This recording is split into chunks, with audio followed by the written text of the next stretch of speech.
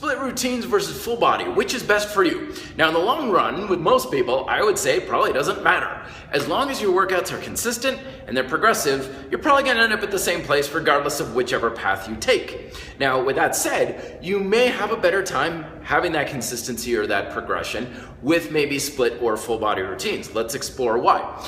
The biggest reason why I would recommend a split or a whole body routine is use of resources. How reliable are things? So lots of times when I have splits, people will say, okay, I've got my body split up in so many pieces and I'm gonna make sure I hit everything throughout the week, right?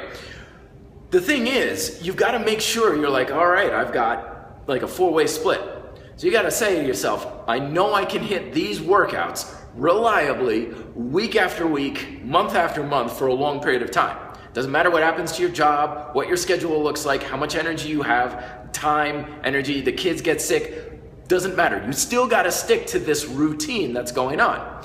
So that can be possible for a lot of people. It's actually a lot easier with calisthenics, but for a lot of people, it's kind of like, well, I can keep that up for maybe a few weeks, but then this happened at my job and I only got to the gym once last week and I got to the gym twice the week before and then I took a vacation. I didn't get to the gym at all. So what ends up happening is you work a couple things reliably, some things here and there, and a couple things just totally get lost. Okay, this is the joke of leg day, skipping leg day. When you have a full body routine, much more reliable. You got to the gym twice last week, good, you still hit everything. You got to the gym once, good, you hit everything.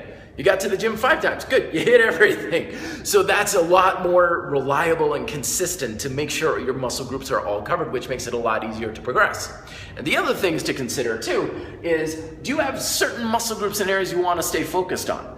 When I eventually went to a split routine, what my big thing was, I wasn't doing much for my legs. Like I was doing a little bit towards the end of my session, therefore I didn't have time, I didn't have energy, and it was nothing for a workout for my legs. So I decided I'm gonna have a upper lower body split, and therefore my legs are dedicated workout. One workout, nothing but legs.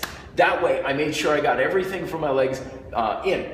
Full body is definitely a better way for those who are like, just get me fit. I don't care about working my legs in relation to my upper body or one muscle group to another. I just wanna be in shape, fit. General stuff, full body, definitely the way to go, for sure. The other thing too is, are you one of these folks who likes a lot of moves?